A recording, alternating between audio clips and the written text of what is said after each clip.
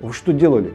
У вас тромб почти растворился, и мы его почти не видим. Зверобой, чебрец, все вместе смешать, 3 раза поплевать и выпить. Это бесплатное лекарство. Это вообще из разряда фантастики. Но есть один такой анализ, который может точно сказать, что у вас нет тромбоза.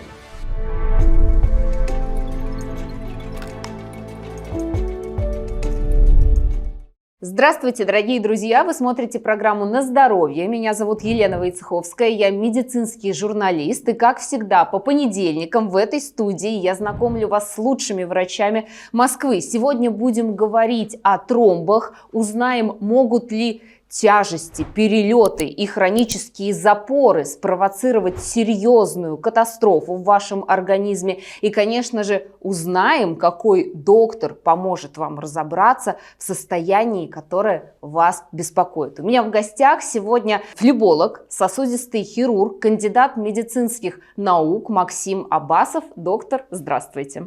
Здравствуйте, Елена. Максим Абасов, сердечно-сосудистый хирург, флеболог, кандидат медицинских наук. Лучший флеболог Москвы по версии сайта про докторов.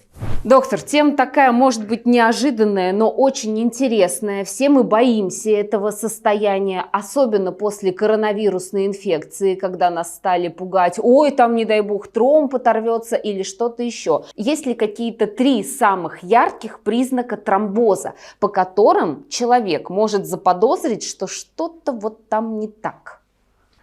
Хороший вопрос, Елена. Но тут надо акцентироваться про тромбоз. Мы говорим, есть венозный тромбоз, есть артериальный тромбоз. Если мы говорим про тот тромб, который все люди знают, что вот тромб оторвался, да, и человека не стало, то это речь идет про венозный тромбоз.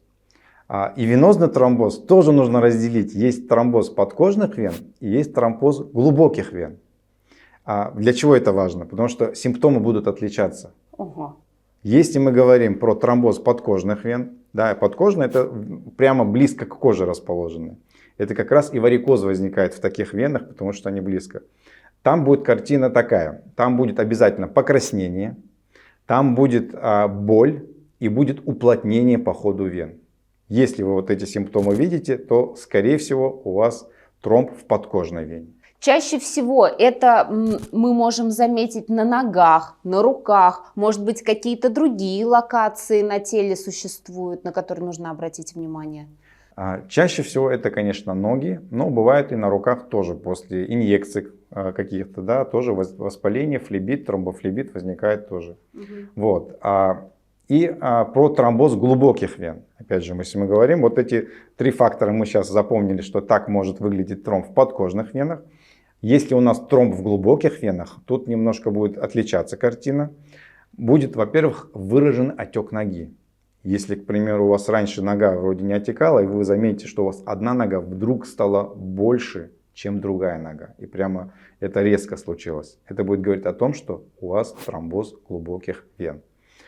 Плюс будет изменение цвета кожи, какая-то будет синюшность там в ноге, и будет тоже болевой синдром. Вот эти 3 симптома как раз это про тромбоз именно глубоких вен. Как срочно нужно бежать к врачу, если человек видит проявление и тромбоза подкожных, и глубоких вен? И та, и другая ситуация требует срочно поход к врачу. Как минимум УЗИ вен сделать, да, как минимум, чтобы врач посмотрел и, во-первых, поставил диагноз. Вот. Если мы уже поставили такой диагноз, нужно как можно раньше начать лечение. Потому что чем раньше вы пришли к врачу, тем раньше вам начали лечение. А для чего это важно? Во-первых, чтобы, как мы говорим, чтобы тромб не оторвался, это один момент. Второе, чем мы раньше начнем лечение, тем быстрее мы сможем справиться, мы можем этот тромб растворить, даже можно так сказать. Мы обязательно поговорим сегодня в том числе о современных методах лечения этого состояния. Но, доктор, мы очень часто любим говорить о том, что профилактика все-таки это лучшая возможность не встретиться с доктором. Ну хорошо, встретиться с доктором, но не в его кабинете. Да? Если мы говорим о тромбозах, что все-таки провоцирует появление такого тяжелого состояния? Что человек может сделать сегодня, чтобы завтра не встретиться с флебологом у него в кабинете? Ну, самый главный посыл, сейчас бич нашей современности, это малоподвижный образ жизни людей. Что у нас люди, что сейчас, я не знаю, если люди узнают сейчас себя, напишите в комментариях, если вы узнали себя. Утром проснулся, да, сел на машину, поехал на работу, целый день отсидел на работе, опять сел на машину, приехал домой, лег на диван, телевизор посмотрел и лег спать. Какой же малоподвижный. Смотрите, мы уже 4 действия совершили, еще и не сидим на диване, а лежим. Вот. Никакой двигательной активности, да, это бич современности, что именно тромбоз возникает из-за малоподвижного образа жизни, из-за того, что происходит застой крови, нет циркуляции крови. Если мы, допустим, у нас есть сердце, которое качает кровь, она качает артериальную кровь. А венозная кровь, она у нас поднимается снизу наверх, если мы про ноги говорим, да? То где же там сердце? Каким образом кровь по венам поднимается вверх? А сердце находится в мышцах, в икроножных мышцах. Когда мы ходим, мы двигаемся, у нас мышцы сокращаются, они сдавливают вены и заставляют кровь, циркуляцию венозной крови. Поэтому самое главное это вести активный образ жизни, чтобы не встретиться с флебологом. Ну, вы знаете, я думаю, многие наши зрители сейчас подумали, ну тоже Америку тут мне открыли. Я и так знаю, что я веду малый подвижный образ жизни. Есть ли у вас решение для наших зрителей? Что мы можем сделать сегодня, если поменять работу, например, пока не удается? На самом деле очень просто.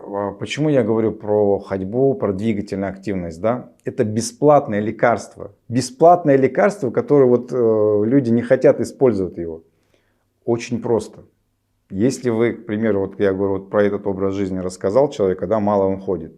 Хорошо. Есть возможность по лестнице подняться домой. Не на лифте, а по лестнице.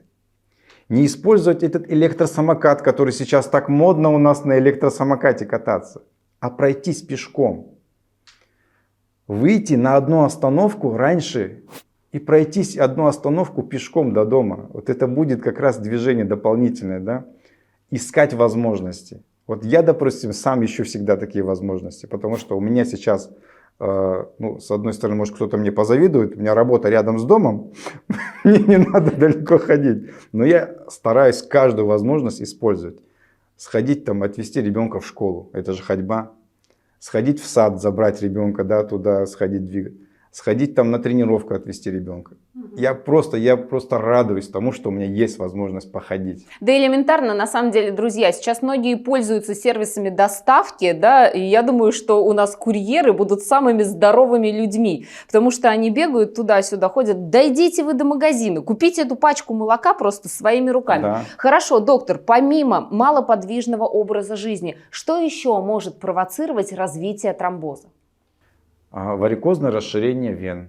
Да? У людей, у кого есть варикозное расширение вен, риск тромбоза, именно вот этих подкожных вен, будет раза в 4 выше.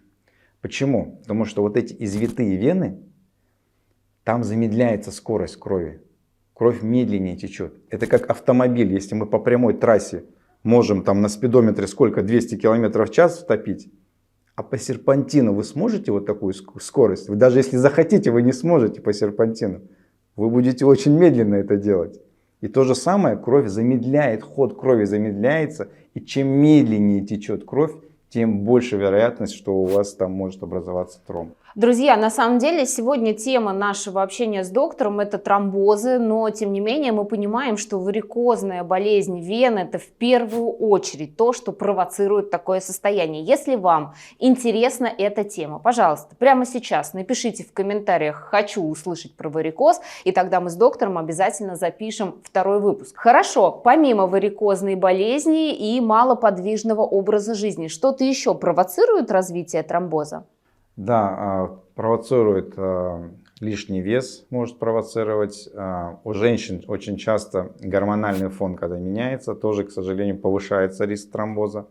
Есть такая ситуация, когда есть предрасположенность, генетическая предрасположенность к тромбозам.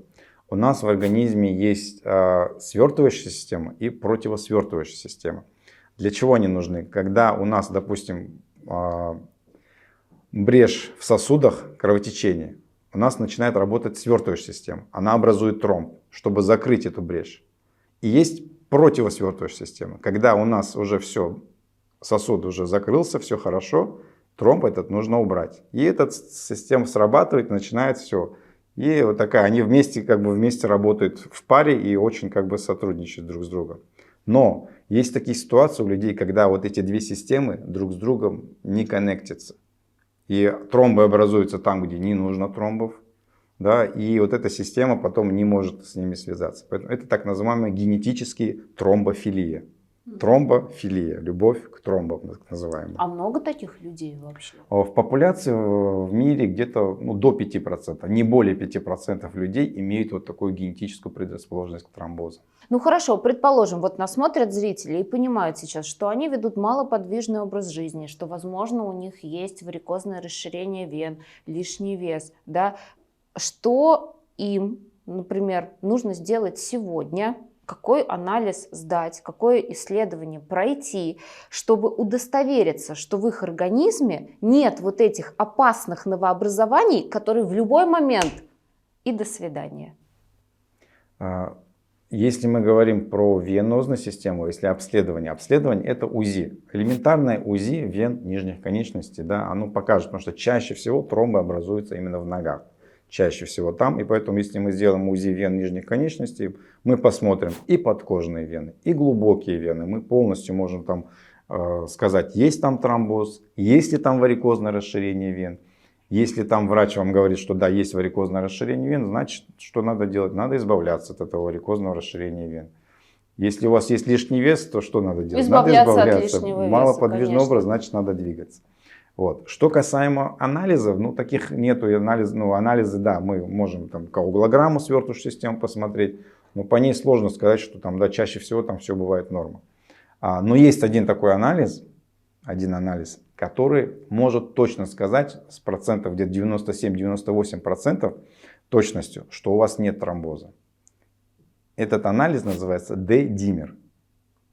Если вы его сдаете и он показывает норму, то скорее всего у вас все хорошо, можно не переживать. Но, есть одно но. Если вы сдали анализ и все-таки этот показатель выше, это говорит о том, что это не значит, что у вас есть тромбоз. Это может только предположить, что возможно есть тромбоз. Этот анализ только дает ответ на то, что у вас нет тромбоза. Да? Если он в норме, да, точно, значит нет, все, можете не переживать. Но если он повышен, то это не значит, что у вас есть тромбоз.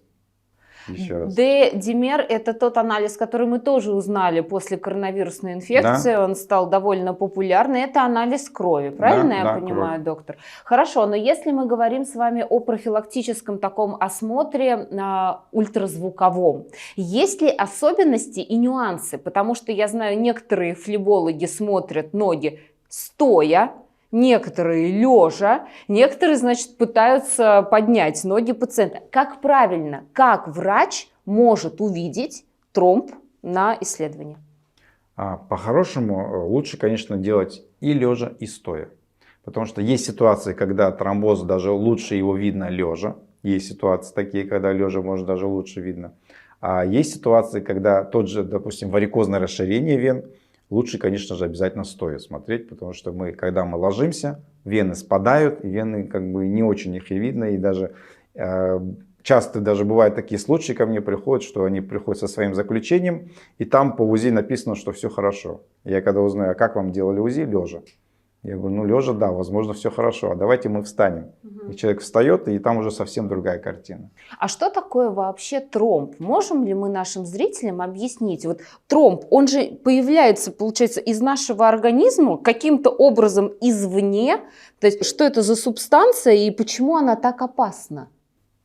Это сгусток крови, это форменные элементы крови, они когда начинают слипаться друг с другом, потому что в норме они должны свободно плавать в крови. А когда у нас какое-то воспаление в организме, когда бывает даже травма какая-то, да, человек получил удар и произошло воспаление венозной стенки изнутри. И в этом воспалительном процессе, плюс еще вот это замедление крови к этому, да, и проходит слипание вот этих форменных элементов, тромбоцитов, эритроцитов, и это приводит в такой сгусток. Сгусток, который просто закрывает кровоток в венозной системе. Вот. И опасность в том, что этот сгусток, он может нарастать, Он может нарастать и занимать всю даже ногу. И он может, конечно же, отрываться. Он может болтаться, он может оторваться и улететь в легочную артерию. И вот это как раз скоропомощная ситуация, которая иногда может привести к смерти. Да, да, все зависит от того, какой размер тромба улетел. Вот кому-то, может, повезло, маленький кусочек улетел, закрыл маленькую артерию. Да, вот только часть легкого у него пострадала. А кто-то, у него, если крупный улетел, то тут уже летальный исход, тут и скорая не поможет, к сожалению. Хорошо, но наш брат уже придумал профилактику, и как сделать так, чтобы кровь была пожиже, и форменные элементы не соединялись друг с другом. Многие до сих пор уверены, что профилактический прием шипучего аспирина может сделать так, что тромб не оторвется никогда, он в принципе и не образуется. Это эффективная профилактика тромбоза, скажите мне? Нет, аспирин для венозных тромбозов, он вообще в целом бесполезен. Да, аспирин поможет, если у вас есть там тромбы, как бы профилактика инфарктов, инсультов, именно про тромбы, которые образуются в артериальной системе. Вот на венозную систему, к сожалению, аспирин вообще никак не сработает, он никак не поможет. Аспирин это дезагрегант, да, он предотвращает склеивание, да, и именно он больше для артериальной системы, для венозной системы аспирин вообще бесполезен. Но мы знаем, что в аптеке продаются мази антитромбиновые, простите меня, пожалуйста, это не я придумала. Как работают они и работают ли? Не, мази вообще это можно выбрасывать сразу, даже их не покупать и не тратить на это деньги. Почему? Потому что мазь это что? Это топическое средство, которое мы на кожу наносим, правильно? А что такое кожа? Кожа наш защитный барьер. Для того нам и создана эта кожа, чтобы не пропускать сюда ничего через кожу, никаких инфекций, никаких там всяких болячек и всего такого. И каким же образом вот эта мазь, которая она должна пройти через кожный барьер, через подкожную клетчатку, дойти до этого сосуда, пройти его туда, вот эта мазь, она никак вообще воздействовать не будет никоим образом. Вообще не поможет. Так, хорошо, мазь не поможет, аспирин тоже не поможет. Ну, может быть, тогда есть специальные отвары трав, которые помогают человеку, который боится тромбов. Там, не знаю, зверобой, чебрец, все вместе смешать, 3 раза поплевать и выпить. Не, в целом, даже на просторах YouTube очень много информации по этому поводу. Я иной раз даже сам пытался понять, вообще, что же там люди предлагают. И я пришел к выводу, что да, не существует вообще ни такой травы или такого продукта, который бы не лечил там тромбоз там, и все такое. Люди вот что только не придумают, что только не говорят. И на самом деле верить этому не стоит, потому что любые вот эти травы, настойки, они все равно не будут эффективны. Это надо в таком большом количестве их использовать, так и чтобы они хоть как-то сработали. В целом одними отварами или чем-то там лечить точно не получится. Ну, мы что хотим сказать, дорогие друзья, что на самом деле все эти средства в виде мази, которые вам рекомендуют от тромбозов или настоев трав, это все основано в вере человека в чудо, в чудеса. А на самом деле все, что вам нужно, это скорректировать образ жизни, дойти до врача, убедиться в том, что ваши вены чистые, правильно питаться. Но вот, кстати, доктор, о питании у вас есть интересный ролик на вашем канале, мы обязательно ссылку на него прикрепим в комментарии к этому выпуску, но тем не менее, давайте поговорим. Я знаю, что есть 3 продукта, которые вы рекомендуете для профилактики тромбоза, и 3 продукта, которые советуете исключить. Да, пожалуйста, давайте поговорим об этом. Нет, если о полезных говорить, это, конечно же, вода. Да, вода, наш организм состоит из воды в большинстве, да, и вода это самый лучший, можно сказать, продукт, который помогает вообще в целом для организма, и это будет тоже улучшать как бы и реологические свойства крови, там, да, кровь там более жидкая, там, да, грубо говоря, можно так сказать. Вот. А чеснок тоже помогает, имбирь помогает, да, именно улучшает реологические свойства. Куркума, кстати, очень тоже неплохое средство, которое содержит такое тоже вещество, полифенолы, которое тоже улучшает реологию. И можно даже еще назвать ягоды, бруснику, там, клюкву, это тоже улучшает там содержание витамина С, это тоже все способствует тому, что будет улучшаться реология. Есть какие-то особенности в рекомендациях по применению этих продуктов? Например, как часто, в каком виде, какая термическая обработка? Нет, в целом какой-то специальной рекомендации нету. В любом виде можно их употреблять, потому что все равно там содержится вот это все, что у них полезный эффект, у них все равно будет срабатывать. Поэтому нет каких-то специальных технологий, там, как это все применять. Ну, то есть главное это регулярность, я так понимаю. Да, конечно. Угу. Если мы говорим все-таки о воде, то я думаю, нормы воды вы каждый сможете посчитать для себя самостоятельно. Для этого, безусловно, есть калькуляторы, ссылки на которые я оставлю в описании. Но я хочу вам сказать, что если вы до сих пор не выпиваете хотя бы литр чистой воды в сутки, это очень плохо. И я прям всегда ругаюсь. Сделайте для себя, пожалуйста, да, полезную, вот доктор поддерживает, полезную историю. Всегда перед едой выпивайте стакан воды. Выпивайте стакан воды после того, как вы проснетесь и перед тем, как вы ляжете спать. Таким образом, вы приучите свой организм чувствовать жажду. К сожалению, мы отвыкли от этого очень важного для нас ощущения. Хорошо, доктор, а если говорить о плохих продуктах относительно тромбозов, что вы можете назвать здесь? Ну, плохое это у нас все, что сгущает кровь, это соль, да, в любом виде, все соленое, да, она забирает воду на себя, естественно.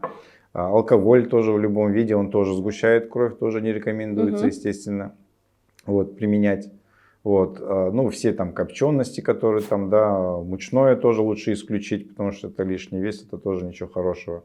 Вот, и все, что приводит там, к каким-то запорам, там, и продукты, которые содержат витамин К. Потому что витамин К это именно такой витамин, который приводит к тромбообразованию, к сгущению крови. Витамин К у нас содержится в шпинате, в зелени, в бананах, по-моему. Брокколи. Нет, в бананах содержится калий. Калий, а это витамин К. Очень часто путают калий и витамин К. Да, это калий это микроэлемент, а витамин К это именно витамин. Отлично. Друзья мои, я хочу только лишь напомнить о том, что на нашем канале уже есть выпуск с Региной Доктор, в котором мы говорили о том, как правильно питаться, как посчитать количество соли, которую вы употребляете за день, и, соответственно, каким образом ее сократить. Если вы еще не видели этот выпуск, пожалуйста, переходите в описание, а прямо сейчас напишите, какую информацию о здоровом питании вы хотели бы получить от наших экспертов, от наших врачей. Хорошо, доктор, есть еще несколько убеждений относительно тромбозов, которые я хотела бы с вами обсудить. Вот говорят, что поднятие тяжестей может спровоцировать то, что тромб оторвется. Так ли это на самом деле и какую тяжесть нужно поднять, чтобы оторвался тромб? Если он уже есть. Да, если он уже есть. Да. Но человек, например, об этом не знает. Он не такой вот ответственный, уже там сходил к флебологу. Он не знает, что у него есть тромб. Ну, конечно, тяжесть, опять же, у каждого зависит от веса человека, да. Если человек весит там 100 килограмм, да, для него может быть 20-30 килограмм будет тяжестью, а человек, если весит 60 килограмм, для него там и 10 килограмм может быть тяжестью. Вот, да, может именно тут больше подъем тяжести провоцирует то, что мы когда поднимаем что-то тяжелое, у нас мы повышаем внутрибрюшное давление. И вот это внутрибрюшное давление, она как раз и способствует тому, что вот этот толчок дает, резко повышается давление. Даже если каждый себе представит, что он что-то поднял, в первую очередь у него здесь да, вот, напрягаются мышцы живота. Да, и здесь повышается давление, и это дает толчок к тому, что тромб улетает выше. Хорошо, значит, мы поняли, что с осторожностью и аккуратностью. Если хотите поднимать тяжести, дойдите до флеболога сначала. Правда ли, что во время перелета, особенно длительного перелета, может оторваться тромб? Да, часто мы такое слышим и читаем, и узнаем такое, что человек после длительного перелета, у них образовался тромбоз. Даже у меня пациентка, которая летела из Америки сюда в Россию, вот она прилетела, там, естественно, перелет там 9 часов там, да, через Атлантику, и у него образовался тромбоз, да, именно при перелете, и она, естественно, сказала, пока тромбоз не вылечу, обратно не полечу. И она находилась здесь, в России, мы лечила тромбоз, мы ее лечили, потом и операцию сделали. Вот, ну, все хорошо, она улетела, все замечательно. Как сделать так, чтобы тромбоза после длительного перелета не случилось? Ведь есть же секретики. Да, это на самом деле ничего сложного тоже в этом нету. Обязательно тоже пьем воду. Во время полета в самолете встаем, ходим по салону, да, не надо сидеть. Вот. И можно обязательно носить компрессионный трикотаж в полет. Обязательно компрессия очень важна. И можно даже делать упражнения ногами. Можно прям сидеть и ногами работать вот стопой. Вот смотрите, вот вы сидите, работаете там. Сначала на себя носочек, потом вниз запустили, на себя, вниз. Можно вот эти движения поочередно делать. Раз, вверх, вниз.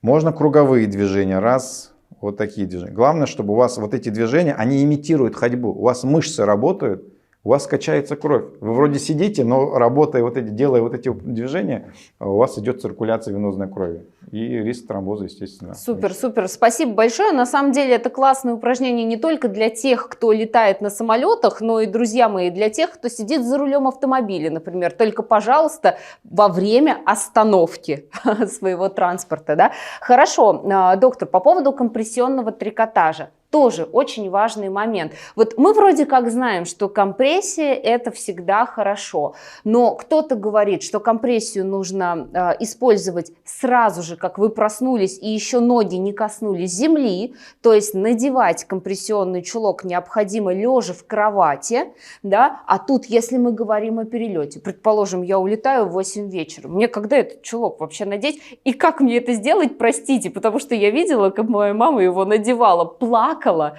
позвала на помощь всех вместе с соседями, мы пытались натянуть этот чулок. Как это сделать вообще? Не, на самом деле очень есть много методов надевания, есть специальные даже устройства батлеры. Я даже вот вчера записал видео, женщина 81 год, она сама при мне надевала, показывала, как она надевает. За минуту она его надела. Так что можете этот ролик тоже посмотреть. Обязательно поделимся с вами. Переходите по ссылке, оставим в комментарии. Вот, по поводу того, что компрессионный трикотаж нужно надеть с утра, тоже не обязательно. У меня даже была пациентка, которая говорит: доктор, вот его же надо с утра надевать, пока не встал с постели, а мне надо в душ, а мне надо там в туалет, поэтому, извините, я носить трикотаж не буду. Я говорю, это не проблема. Это, мне кажется, повод человеку, чтобы не носить трикотаж, да, он себе такое придумал. Я говорю, никаких проблем. Встаньте, выполните свои утренние процедуры, можете после. Просто главное в первой половине дня. Почему? Потому что к вечеру уже ноги отекают, уже сложнее надеть. Вот. А то, что вы с утра какие-то процедуры прошли, после подейте, пожалуйста, без проблем. Перед самолетом, да, вы можете, если, опять же, тоже зависит тоже, насколько есть выраженные проблемы. Есть человек, у кого есть уже отеки, уже есть проблемы с ногами. Естественно, к вечеру у него будет сильный отек, он не сможет, ему тяжело будет надеть. Вот. А если у человека как бы нет таких проблем, то он и может и вечером надеть этот перед полетом. А дайте, пожалуйста, нам рекомендацию по выбору, потому что там ведь есть классы компрессии, да, и там есть некоторые нюансы и особенности. Может ли человек просто на маркетплейсе купить себе трикотаж или обязательно идти в специализированный магазин для этого? Если мы говорим о профилактике, не о лечении. Ну, в любом случае, прежде чем вы как бы будете носить компрессию, да, то все равно лучше дойти до флеболога, сделать УЗИ, ну хотя бы один раз в жизни сделать, если вам доктор говорит, что все окей, у вас все хорошо, вам достаточно профилактически, там либо первый класс, либо там какие-то профилактические, все, у вас все хорошо. Вот. А если у вас там более какие-то серьезные проблемы, то доктор будет рекомендовать, конечно, и второй класс, ну и бывает и третий класс, это уже прям совсем жестко. Вот. Где приобретать компрессионный трикотаж? Вот. Точно не на маркетплейсах. Он не соответствует стандартам. Что такое компрессионный трикотаж? Чулки там, или гольфы, там, да, у них должно быть градуированное давление. У них должно быть разное давление на разных уровнях. Почему, как они вообще, почему он называется медицинский? Он должен как раз таки гонять кровь. Да? Мы с вами говорили, что кровь по венам, да, снизу вверх поднимается. Значит что? Значит там внизу, где щиколотка, давление будет выше. На икре будет уже пониже давление, на бедре будет еще меньше давления. И за счет разности давления он гоняет эту кровь от высокого давления к низкому давлению. Это так работает. Они изначально шьют таким образом, что у них разное давление на разных уровнях. А вот тот трикотаж, который на маркетплейсе, там не факт, что вообще в принципе там что-то есть. Там, скорее всего, обычные чулки с одинаковым давлением, и там не будет такой циркуляции крови правильной. Вот, поэтому нужно покупать либо в ортопедических салонах, там будет качественный трикотаж, они не будут там, да, продавать то, что не соответствует стандартам качества. Либо бывает даже в медицинских центрах тоже продают, прямо в центре можно. И нужно, конечно, замерять там, да, все участки, обращать внимание не только на объем, да, но и длину. Это тоже важно, потому что многие не знают об этом, думают, вроде по объем померил и хватит. А если он длинный, он скатывается. Если он короткий, он не натягивается, он там это тоже важно. Очень много нюансов, которые человек может не обратить внимания, упустить из виду эту ситуацию и приобрести, которая не то что не поможет, может даже где-то и навредить. Слушайте, у меня сейчас, знаете, какая мысль, что вот те люди, которые ведут малоподвижный образ жизни, они ведь могут скомпенсировать свою привычку мало ходить компрессионным трикотажем? Если этот человек, который сидит в машине, сидит на работе и лежит на диване, будет использовать компрессионный трикотаж, вероятность того, что у него разовьется тромбоз, будет ниже? Ниже, да. Супер. Да, супер. Согласен, что компрессия, она будет помогать, потому что все равно будет лучше кровоток компрессионного трикотажа. Ну, хотя бы сделайте для себя, пожалуйста, вот это. Хорошо, доктор, для меня было удивлением, когда я посмотрела один из ваших роликов, и вы сказали о том, что хронические запоры могут привести к тромбозу и еще и к тому, что тромб оторвется. Это вообще из разряда фантастики или в целом вы часто встречаете таких пациентов?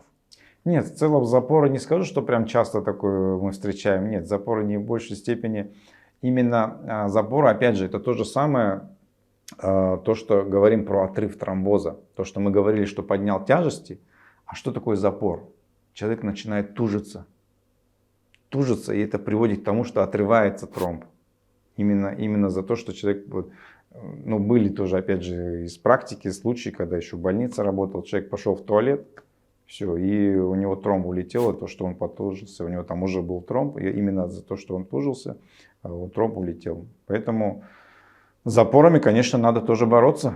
Безусловно, мы говорим о том, что это нездоровая ситуация. Кстати говоря, у нас был выпуск с проктологом Бадмой Николаевичем Башанкаевым. Мы говорили о том, как справиться с запором и самостоятельно, и при помощи доктора. Если вы еще не видели эту программу, пожалуйста, переходите по ссылке, я оставлю ее обязательно в описании. Доктор, вот интересный момент.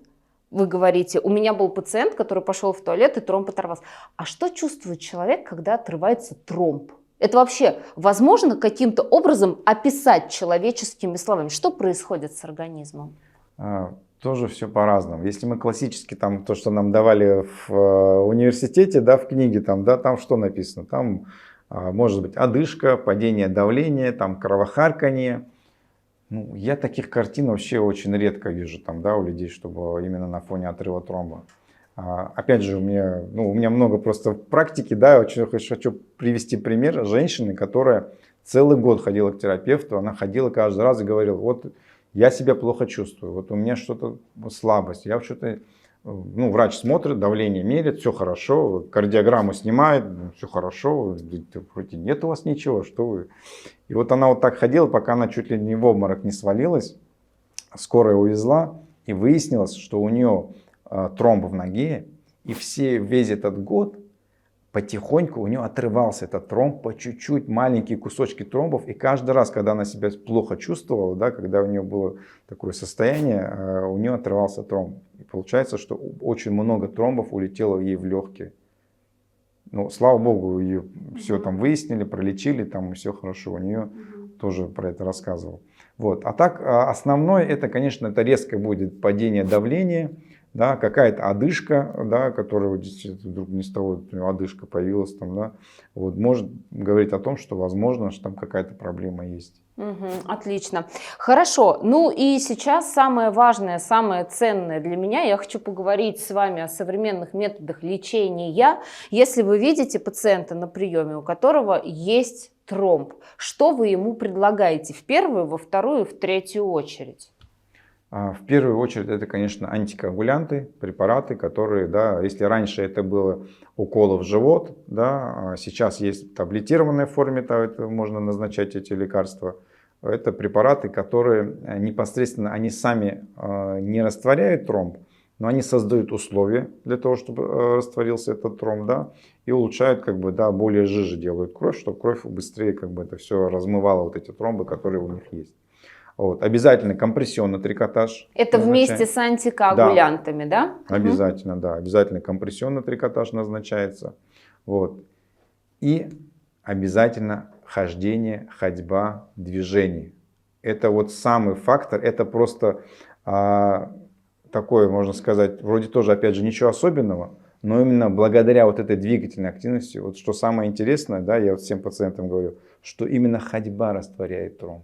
Не таблетки, не трикотаж, а ваша двигательная активность растворяет тромб. Вот именно за то, что вы активны. У меня вот даже такие случаи бывают. Мне приходит женщина, там, да, доктор, спасибо вам, благодаря вам я растворила тромб. А я ее первый раз вижу. Как? Говорит, да вот я же на YouTube смотрю, все ваши рекомендации выполняю. И говорит, я активно двигаюсь и хожу, и мне это помогло.